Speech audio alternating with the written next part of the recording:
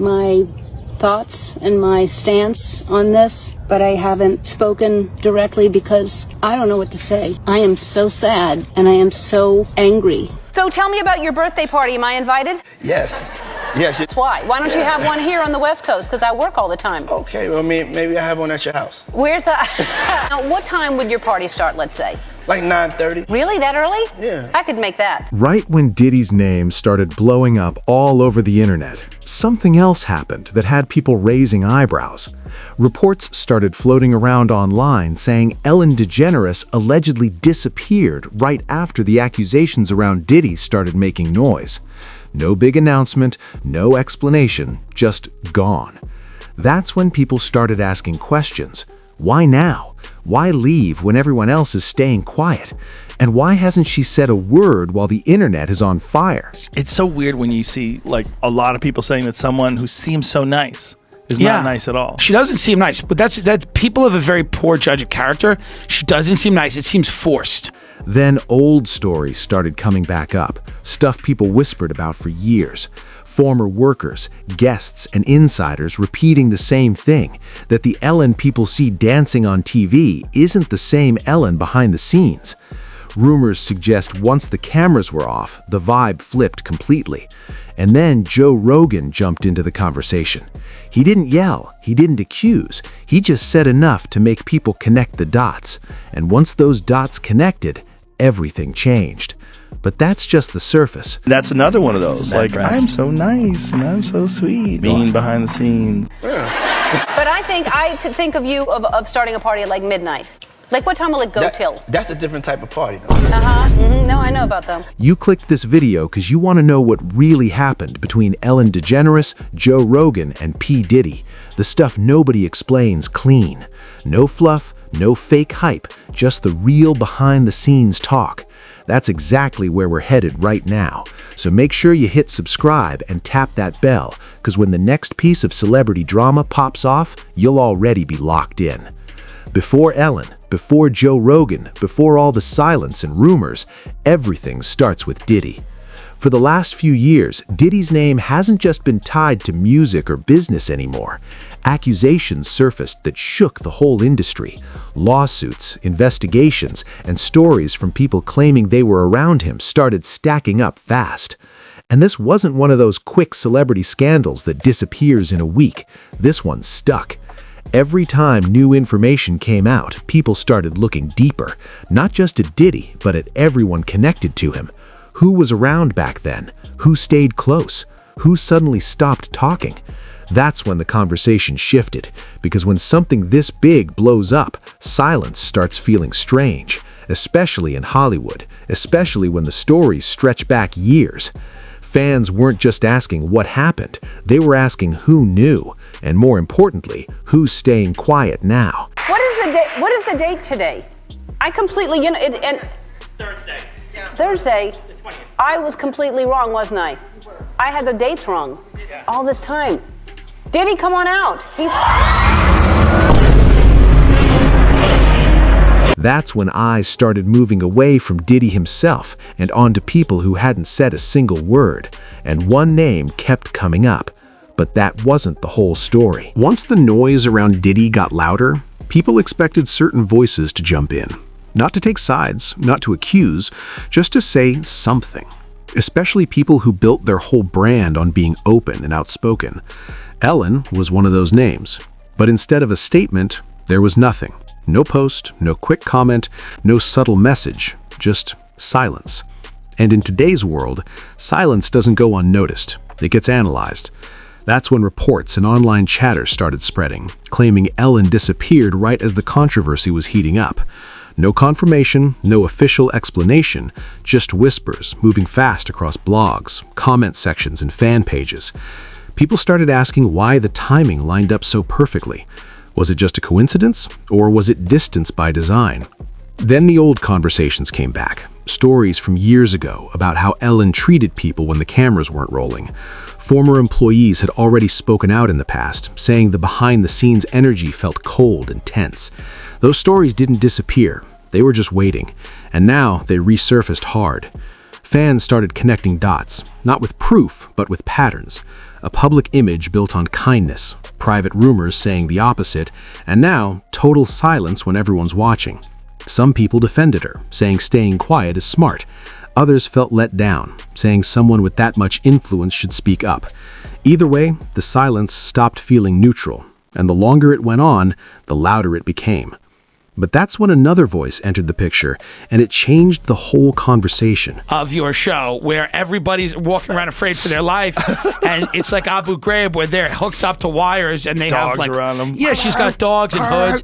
If an intern's late, they have a hood on. I don't support that. What makes Ellen's story so wild is how long it went unchecked. Once Ellen's silence became the topic, the internet didn't wait for answers. It went straight to the past.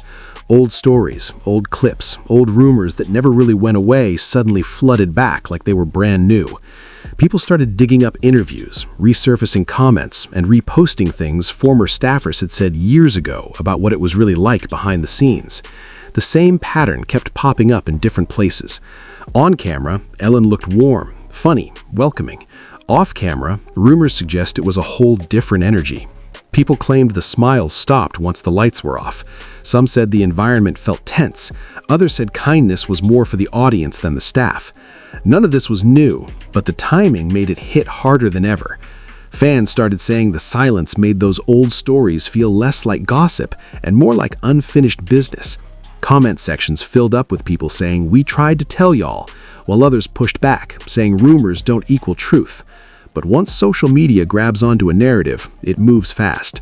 Clips were edited, quotes were reposted, and suddenly the story wasn't just about Diddy anymore. It was about image versus reality. The show got canceled after she had this testy exchange with Dakota Johnson, where something happened where Dakota said, "Oh, I had this birthday party," and Ellen said, "Well, why didn't you invite me? You didn't invite me." And she said, like, "No, I did invite you, Ellen. That's not what happened." And Ellen had blown her off. And then tried to play the victim on the set with her. Anyway, it led to article after article of people being like, Ellen's a bitch. Ellen is a nasty person. And all these staffers started to come out, not for nothing, but I know a guy, I know him very well, whose sister worked for her, who said, you were not allowed to make eye contact with Ellen in the halls of that show. And once people felt like someone finally acknowledged the elephant in the room, the conversation exploded. Because when a voice that big questions silence, it makes everyone else question it too. And after that, there was no going back. What surprised a lot of people next was that Joe Rogan didn't let the conversation spiral completely out of control. While the internet was running wild with theories, he actually slowed things down. When guests or commenters tried to jump straight to extreme conclusions, Rogan pushed back. He made it clear that speculation isn't proof, and that guessing doesn't equal knowing. That part got ignored by a lot of people, but it mattered. He wasn't trying to pin anything on anyone. He was calling out the pattern, not declaring guilt. She's around for too long. Fallon, all these people, walk away. You've been famous forever. Walk away. Like, eventually, everybody, they're just going to figure it out. Now, Fallon's on an apology tour because of the blackface. Like, is he? Well, he was. Like, he had to go around and apologize a million times for, like, they're going to find the thing if you don't go away. You gotta have a good run, and then when you have a good run, you step back and you go, okay, I'm still gonna do my thing, but like, I'm not. I mean, there's only a few jobs in entertainment, right? Right. So I think a lot of the cancel culture shit is probably these motherfuckers want those jobs. Ooh. They're like, how long is this gonna be dancing? I can dance with Hillary Clinton. But online, nuance doesn't travel well. The calmer Rogan stayed, the more intense the internet became. Social media took his comments and stretched them in every direction. Short clips got reposted without context, headlines turned questions into statements. People started treating silence like a confession, even though no facts had changed. Then Twitter, TikTok, and YouTube comments went into full detective mode. Timelines were made, screenshots were shared, people lined up moments from years ago and tried to make them fit the present. Some fans said the timing was too clean to ignore. Others said everyone was reaching and needed to relax. Memes started popping up joking about Ellen vanishing. Comments filled with people asking where she was and why she hadn't said anything yet. The louder the internet got, the quieter she stayed, and that contrast only made the speculation grow. At that point, it didn't even matter what was true anymore. The story had taken on a life of its own, and silence was the fuel keeping it alive. By this point, the situation had turned into something bigger than just one person staying quiet. It became a full-on debate about celebrity silence and power. People started asking why famous figures are expected to speak at all, and whether staying quiet is smart or shady. Some fans argued that when you build a brand around being open and kind, people expect consistency, especially when things get uncomfortable. Others pushed back, saying nobody owes the internet an explanation, and silence doesn't mean guilt. But the problem was perception. In today's world, when someone with a massive platform goes quiet during a major controversy, people don't see it as neutral anymore. They see it as a choice, and choices get judged. Ellen's silence, mixed with old rumors and strange timing, became a symbol of that shift. Meanwhile, Joe Rogan never walked his comments back. He didn't double down either. He let the conversation speak for itself, and it did. Right now, nothing has been proven, nothing has been confirmed, and a lot of what's circulating is still just speculation. But the damage to public trust doesn't wait for facts. Once people start questioning, it sticks. So the real takeaway isn't about what Joe Rogan said or didn't say. It's about how fast narratives form when silence meets suspicion. And the biggest question still hanging in the air is simple. Will Ellen ever break that silence? Because if she does, it could shut everything down or open up something no one's ready for yet.